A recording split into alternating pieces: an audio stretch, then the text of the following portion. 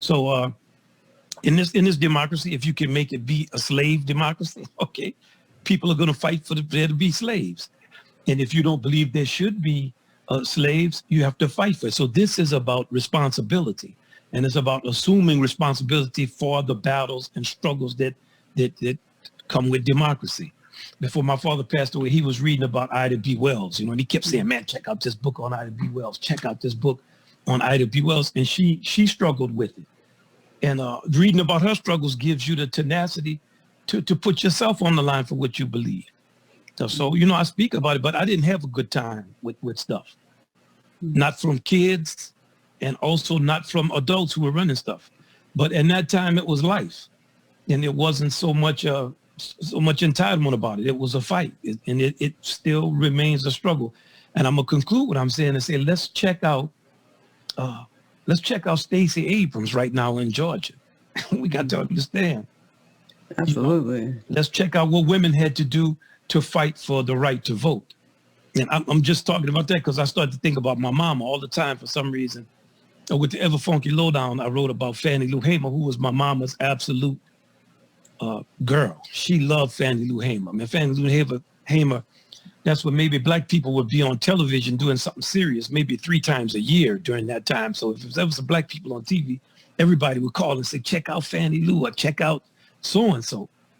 And if you just check out, let's take it out of the racial line and just talk about women, what they had to do to fight for suffrage. They were tortured, they were tormented, they were ridiculed and so on, but they weren't killed.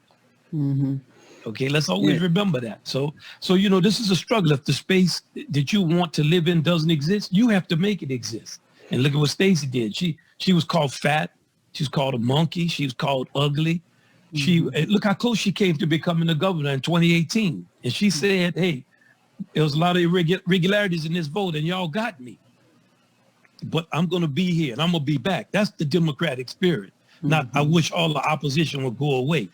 And look at what she did. She's registered over 100,000 voters in the last 10 years. So I think we have heroes all around us. And when I look at what she did, I think about if my mother was alive, because, she was all into any kind of movement. When I saw Kamala Harris put up that video of Shirley Chisholm, I actually remember when Shirley was on TV announcing for president. And I remember telling my mom, but she ain't going to win. And she said, boy, shut up. It ain't no matter whether she wins or not. She's running.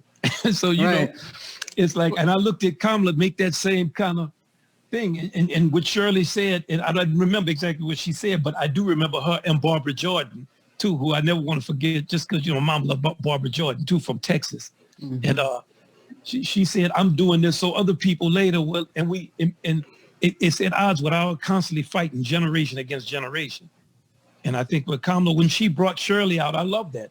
Because it's what I've been trying to really represent in jazz. I don't have to fight with Duke Ellington and all these great musicians. We're part of one line. I don't have to fight with Jerry Mulligan. I don't have to fight with anybody. And I learned that from Jerry himself. And,